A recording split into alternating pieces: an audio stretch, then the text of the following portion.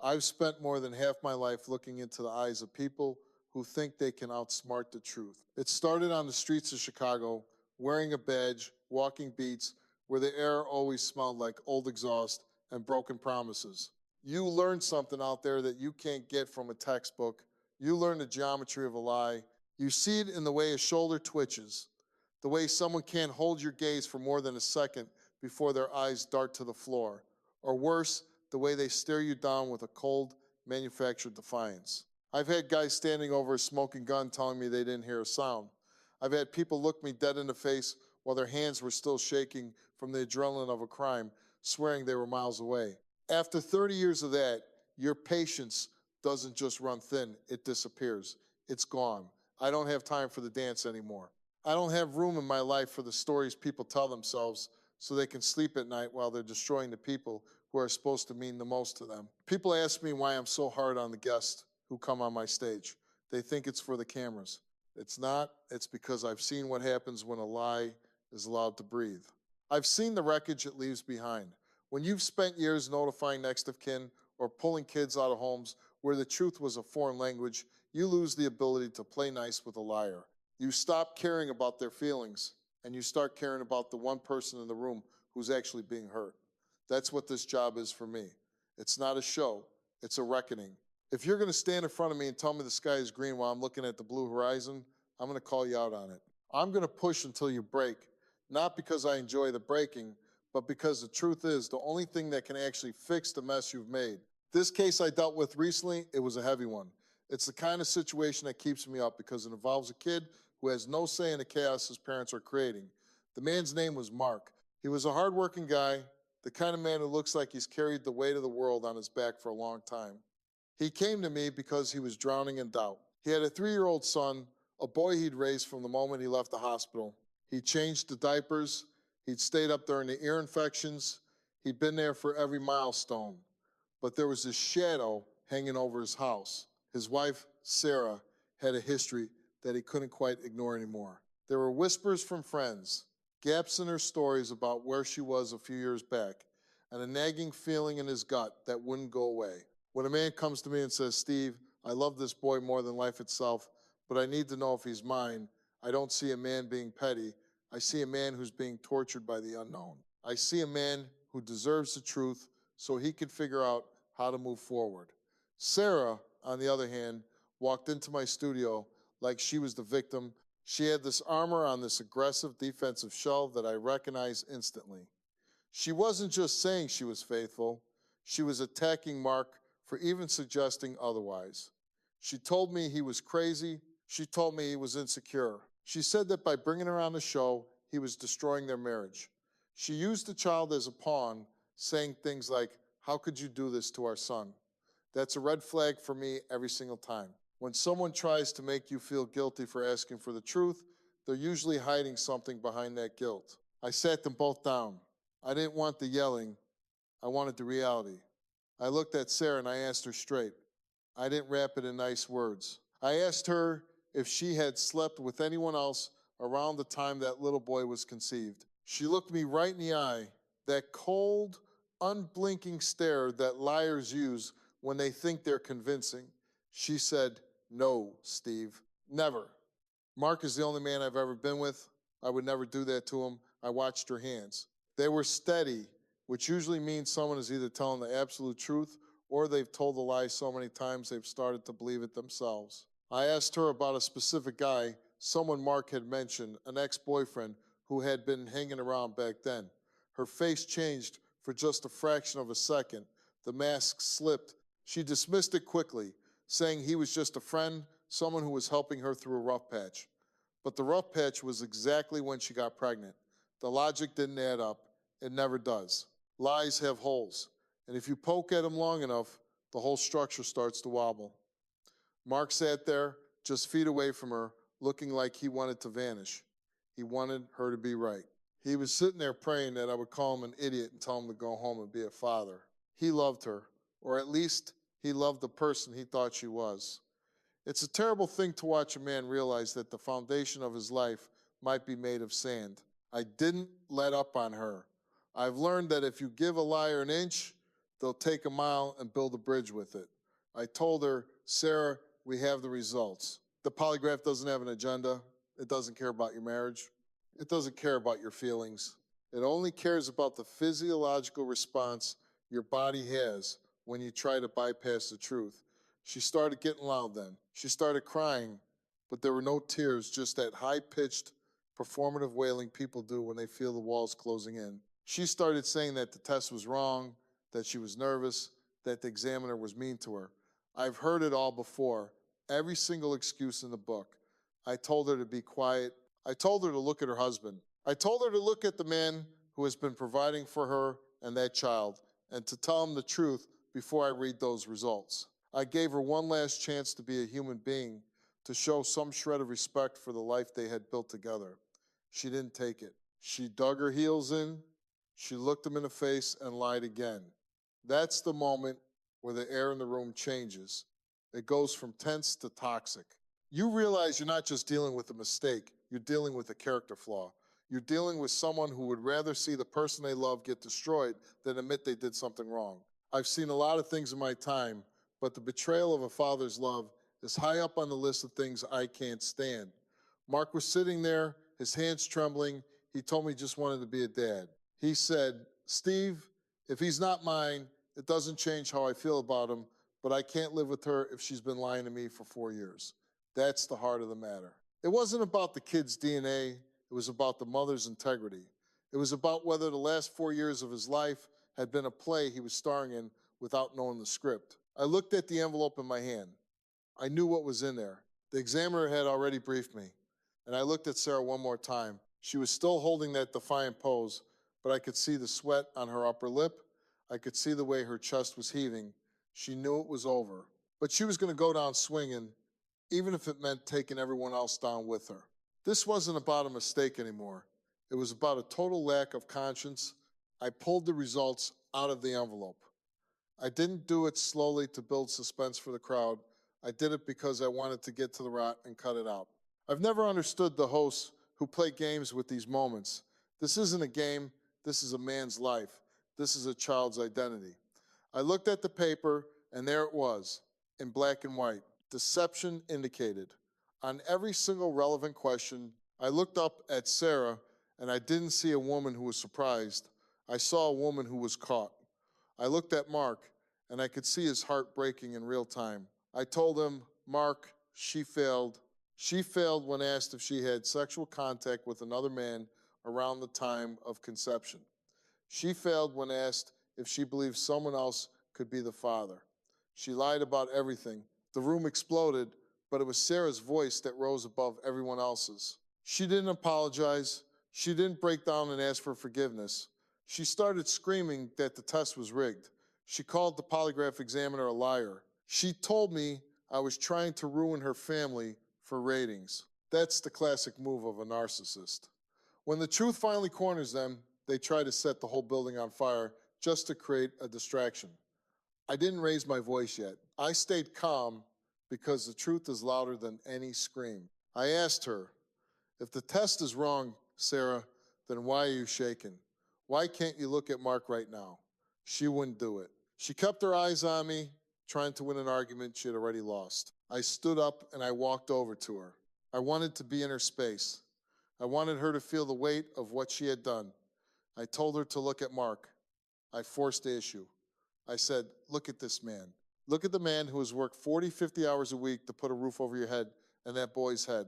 Look at the man who sat in the waiting room while you were in labor, thinking he was witnessing the birth of his flesh and blood. You've let him live a lie for 4 years. You've let him bond with a child under false pretenses. That is the ultimate betrayal. It's not just the cheating, Sarah. People make mistakes. People get weak. But the lie, the 4-year-long calculated daily lie, that's a choice. You woke up every single morning, looked him in the face, kissed him goodbye, and knew that you were carrying a secret that would destroy him. And you did it anyway because you were too selfish to face the consequences of your own actions. She tried to interrupt me, tried to say that she didn't know for sure, that it was only one time. I didn't let her finish. I told her that one time is all it takes to change the course of multiple lives. She sat there, her face contorted in anger, still trying to find a way to make it Mark's fault. She actually had the nerve to say, well, if you were a better husband, I wouldn't have been out there. That was the breaking point for me. I've heard that line 1,000 times from 1,000 different predators and liars. The "you made me do it" defense. I told her to get out of her chair. I told her that she didn't deserve to sit next to him. I told her that Mark was the victim here, not her. Mark was sitting there with his head in his hands, and I could hear him sobbing. It wasn't a loud cry. It was that deep, guttural sound of a man who has just realized his entire reality was a hallucination. He kept saying, "He's my son. He's my son." And I had to tell him the hardest truth of all. I said, "Mark, you are his father in every way that matters, but she stole your right to know the truth. She stole 4 years of your life where you could have been making decisions based on reality." I turned back to Sarah and I asked her who the other man was. I wanted a name. I wanted her to stop the games and give this man some piece of the puzzle so he could start to put his life back together. She refused. She sat there in silence, a cold, hard silence that spoke volumes. She didn't care about Mark's pain. She only cared about her own pride. I've seen a lot of bad people in my career, but there's a special place in my heart for people who weaponize a child. She used that little boy as a shield the entire time they were on stage. She kept saying, "Think about our son," as if Mark was the one doing the damage by asking for the truth. I told her, "Don't you dare talk about that boy. You are the one who put him in this position. You are the one who created a situation where his father has to wonder every time he looks at him if he's seen his own eyes or the eyes of a stranger. You did that. Not Mark, not me, not the polygraph. You, the level of entitlement it takes to lie about paternity is staggering. It's a form of emotional abuse that lasts a lifetime. I've seen kids grow up and come on my show 10, 20 years later, absolutely destroyed because they found out their whole life was a lie. They feel like they don't know who they are. They feel like their foundation is gone. And the mothers always have the same excuses. I was scared. I didn't want to lose him. I thought it was for the best. It's never for the best. The truth is always better than a comfortable lie because eventually the lie dies, and when it does, it takes everything else with it. I sat back down next to Mark. I ignored Sarah completely. I treated her like the ghost she had become in that marriage. I told Mark that he had a choice to make. I told him that he didn't have to decide everything right then and there, but he had to realize that the woman sitting across from him was not the woman he thought he married. She was a stranger who had been playing a part. I told him that he needed to get a DNA test immediately, not because the polygraph wasn't enough, but because he needed the legal certainty. He needed to know exactly what he was dealing with so he could protect himself and, more importantly, protect that little boy. Because at the end of the day, that child is the only innocent person in this entire disaster. That child didn't ask for a mother who would lie about his existence. That child didn't ask to be a pawn in a game of deception. I told Mark that whatever happened, he had to be the man he'd been for the last 4 years, the father. But he had to do it on his terms now, not hers. Sarah started up again, trying to grab Mark's arm, trying to tell him she loved him. I saw him flinch. It was the most honest moment of the entire segment. He flinched away from her like her touch was poison. And it was. Everything she had given him for 4 years was tainted by the secret she was keeping. I told her to get her hands off of him. I told her she lost the right to touch him the second she decided to let another man into her bed and then lie about the consequences.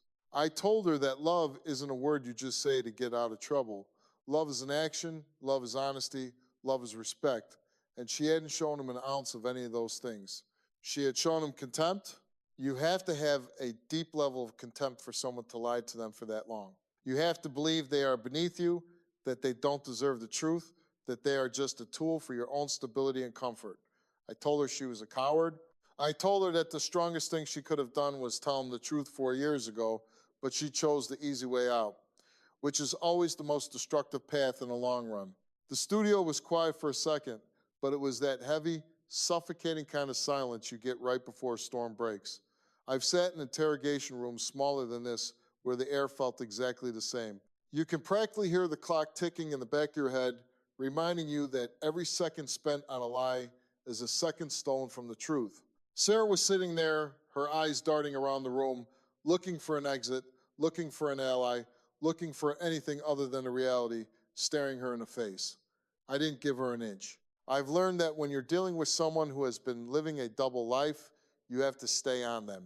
You can't let them breathe, or they'll find a way to spin a new web. I leaned in close and I asked her about the guy. I knew his name from the pre-interview notes, a guy named Rick. He was an old friend of hers, someone who had stayed in the picture long after he should have been gone.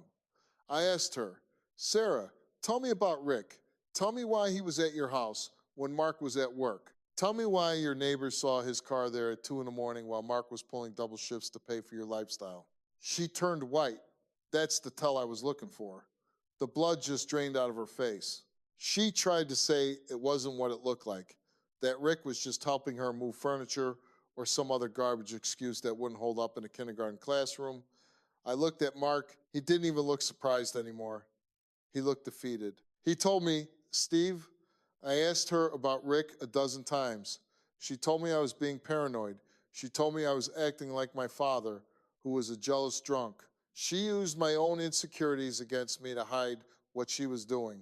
That right there is the definition of gaslighting. It's one thing to cheat. It's another thing entirely to make the person you're cheating on feel like they're losing their mind for noticing the signs. It's a level of cruelty that I don't think people talk about enough. It's psychological warfare. She was breaking this man's spirit just to keep her secret safe. I turned back to her and I told her she was disgusting.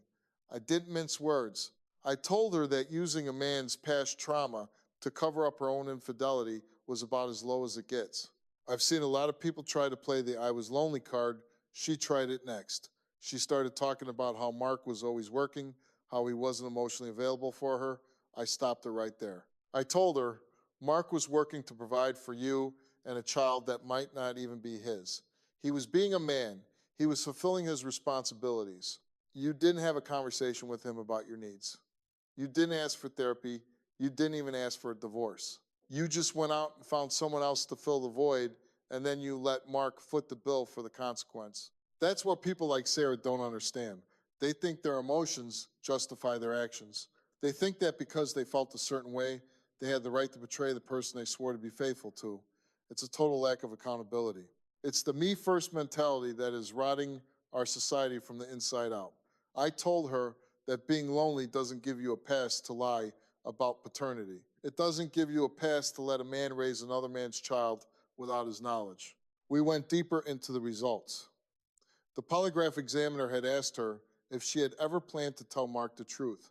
She said yes, and she failed that too. That was the most telling part of the whole session for me. She never intended to tell him. She was going to take this secret to her grave. She was going to let Mark walk that boy down the aisle or watch him graduate, all while knowing that she had stolen that experience from the real father and forced a lie onto Mark. I asked her, what was the plan, Sarah? Were you just going to wait until the kid grew up and did a 2-3-me test? Were you going to wait till the truth blew up in his face when he was 20 years old? She didn't have an answer. She just kept crying those fake tears. I told her to stop. I told her the audience wasn't buying it, and I certainly wasn't buying it. I told her that the only person who deserved tears in this room was Mark, and maybe that little boy who's going to have to grow up in the middle of this wreck. I looked at Mark, and I could see the anger finally starting to bubble up through the sadness. That's a good sign. Anger is a protective emotion. It means you're finally realizing that you've been treated poorly and you're not going to take it anymore. He stood up and he looked at her, and for the first time, he didn't look like he wanted to hold her. He looked like he wanted to be as far away from her as possible. He asked her, how could you look at me every day? How could you let me call him my son? How could you let me get his name tattooed on my arm? He showed me the tattoo on his forearm, the boy's name, and his birth date. My heart sank for him. That's a permanent reminder of a beautiful moment that has now been tainted by an ugly lie. I told him, Mark, that name on your arm, that's still a child you love. But the woman who gave him to you, she's not who you think she is. I've had to tell a lot of men that they've been lied to, and it never gets easier. It's like watching someone get hit by a freight train in slow motion. You see the impact, you see the damage, and you know the recovery is going to be long and painful. But I also know that you can't start healing until the cancer is out. Sarah was the cancer in his life. Her lies were the poison. I told her that she needed to realize the magnitude of what she had done. I told her that this wasn't just a marriage problem, this was a moral failure of the highest order. You have a responsibility as a parent to be honest about where your child came from. You have a responsibility to your partner to give them the facts of their own life. She failed on every front. She failed as a wife, she failed as a mother, and she failed as a human being. I don't say it to be mean. I say it because it's the truth. And if she doesn't hear it from me, she'll never hear it because she surrounded herself with people who probably make excuses for her. I've spent my career dealing with the fallout of choices like hers. I've seen the way it messes with a kid's head when they find out their dad isn't their dad. They start questioning everything. They wonder if the love was real. They wonder who they really are. Sarah didn't think about any of that. She only thought about Sarah. She thought about how to keep her comfortable life, how to keep her husband's paycheck coming in, and how to keep her reputation intact in her small town. Well, the reputation's gone now. The comfort is gone. All she's left with is the truth, and she doesn't even know how to handle it. She sat there trembling, not out of remorse, but out of fear of what comes next. And what comes next is the consequences. I told her, you're going to walk off this stage and you're going to have to figure out how to explain this to your family. You're going to have to figure out how to look that little boy in the eye. And I hope it haunts you. I hope the weight of this lie sits on your chest every night until you actually do something to make it right. I've heard every excuse in the book for why a woman would lie about who fathered her child. They say they were protecting the family. They say they didn't want to hurt the man who was stepping up. They say they weren't sure, so they just picked a better man. Let me tell you something. That's a load of crap. It's a lie you tell yourself so you don't have to look in the mirror and see a person who destroyed a man's life. Sarah sat there trying to sell me that same garbage. She started crying about how she loved Mark too much to tell him the truth. I stopped her right there. I told her, don't you dare wrap your lies in the word love. Love is the truth. Love is looking someone in the eye and being honest, even when it's hard. What you did wasn't love. It was a kidnapping of a man's life. You kidnapped his heart, you kidnapped his labor, and you kidnapped his future, all based on a fraud. She didn't like that. She wanted to be the tragic hero of her own story. But there are no heroes in a lie like this. There's just a victim and a perpetrator. I turned my attention back to Mark. He was staring at the floor, and I could tell he was replaying every memory of the last 4 years. Every Christmas morning, every birthday party, every time he sat by that boy's bed when he was sick. He was wondering which of those moments were real and which ones were just part of the script Sarah had written for him. It's a special kind of hell to have your memory stolen from you. I told him, Mark, you don't owe her another second of your time. You don't owe her your protection. You've spent 4 years protecting a woman who was actively stabbing you in the back every single day. I've seen men stay in these situations because they love the child, and I respect that. But staying with the woman who perpetrated the fraud, that's just signing up for more abuse. I told him he needed to find a lawyer and he needed to find a therapist because the level of betrayal he just experienced is enough to break anyone. Sarah tried to pipe up again, saying she wanted to make it work, that they could go to counseling. I almost laughed. I told her, counseling is for people who have a breakdown in communication. You didn't have a communication problem. You had an honesty problem. You had a character problem. You can't counsel someone into having a conscience. You either have one or you don't, and for 4 years, yours has been stone cold silent. I looked at her and I saw a person who was only sorry she got caught. If Mark hadn't pushed for this test, if he hadn't had the courage to come on this show and face his fears, she would still be lying to him right now. She would be sitting at his dinner table, eating the food he bought, pretending everything was fine while Rick was probably still just a phone call away. That's what makes my blood boil. The calculation, the cold, hard deliberation of the lie. I've spent years in law enforcement, and I've seen people commit crimes of passion. I've seen people make split-second bad decisions. But a 4-year paternity lie isn't a split-second decision. It's a decision you make every time the sun comes up. It's a decision you make every time you look at that child. It's a decision you make every time you lie down in bed next to your husband. Thousands of decisions, all of them wrong. I told Sarah she was the most selfish person I had seen in a long time. I told her that she had no right to Mark's forgiveness. Forgiveness is earned through transparency and genuine remorse, and she hadn't shown a shred of either. All she had shown was a desperate need to keep her own world from falling apart. She didn't care that Mark's world was already in pieces on the floor. I've always been a big believer in the idea that the truth sets you free, but I also know that the truth usually hurts like hell before the freedom kicks in. Mark was in the hurts like hell phase. I leaned over and put a hand on his shoulder. I wanted him to know I was in his corner. I told him, "You're a good man, Mark. A lesser man would have walked away a long time ago." A lesser man wouldn't have cared enough to find out the truth. You cared. You loved that boy enough to want the truth for him too, because that kid deserves to know who he is. He deserves a life built on a foundation of reality, not a house of cards his mother built. I looked at the audience, and you could feel the weight of it. People were shaking their heads. There was no one in that room who felt sorry for Sarah. We all saw her for what she was. I told Sarah to leave the stage. I didn't want her sitting there while I finished talking to Mark. I told her to go backstage and wait for the aftercare team, though I honestly didn't think there was much they could do for someone who didn't think they'd done anything wrong. She walked off, still trying to look like the victim, still huffing and puffing about how unfair this was. As soon as she was gone, the energy in the room shifted. It got a little lighter, but the sadness stayed. I sat with Mark for a few minutes. I told him about cases I'd seen where men stayed in a child's life as a father figure, even if they weren't the biological dad. I told him that being a father is about who shows up, not just whose DNA is in the mix. But I also told him that he had every right to be angry. He had every right to walk away from Sarah and never look back. This is the part of the job that people don't see, the quiet moments after the cameras stop being the focus. I told Mark that he was going to have a hard road ahead. He was going to have to look at that little boy and see the lie, but he was also going to see the child he raised. That's a conflict that no man should ever have to face. And it's all because one person decided their comfort was more important than everyone else's lives. I looked him in the eye and I told him, "Don't let her turn you into a bitter man. Don't let her lie ruin your ability to trust the next person who comes into your life. She's the one who failed, not you. You did everything right. You provided, you loved, and you searched for the truth.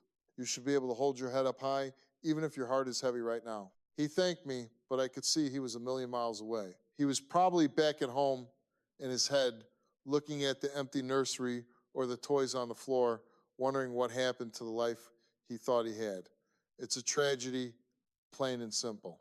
It's a tragedy that didn't have to happen if one woman had just had the guts to be honest 4 years ago. The studio was still. I've spent years in the middle of these storms, and the silence afterward is always the loudest part. It's the sound of reality settling into the bones of everyone in the room. I watched Mark as he finally stood up to leave. He didn't look back at the stage, and he certainly didn't look toward the hallway where Sarah had disappeared. He just walked one foot in front of the other, like a man trying to remember how to breathe. I've seen that walk before. It's the walk of someone who has just had their world dismantled and hasn't yet begun to figure out how to build a new one. I stood there and I felt that familiar weight in my chest. People think I get used to this, but you never get used to seeing a good man get destroyed by a person he trusted. You never get used to the collateral damage that these lies do to children. That little boy is the one who will carry this forever. He's 3 years old now, probably playing with his toys, completely unaware that his world just shifted on its axis.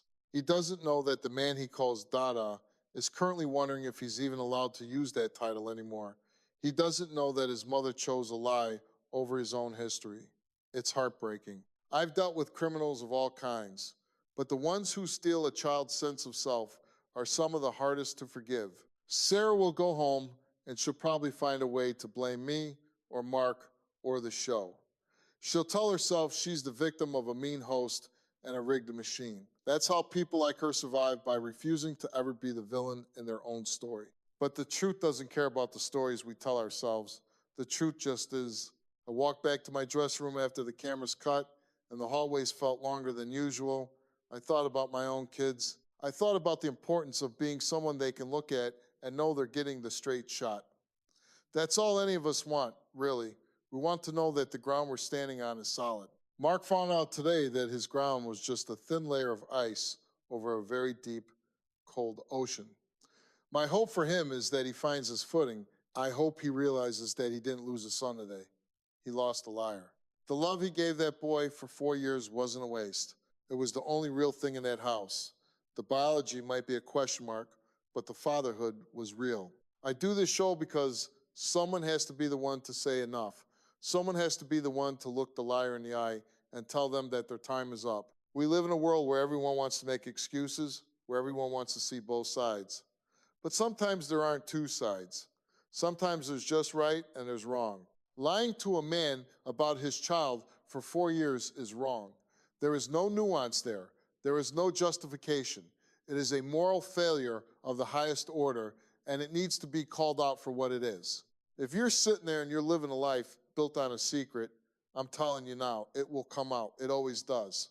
You can run from the truth for a day, a month, or 4 years, but eventually you'll run out of road. And when you do, the crash is going to be a lot worse than if you had just stopped and dealt with it in the first place. Give the people you love the respect of the truth. It's the least you can do after you've already betrayed them. Don't be a Sarah. Don't wait until you're standing in front of a man like me with nowhere left to hide.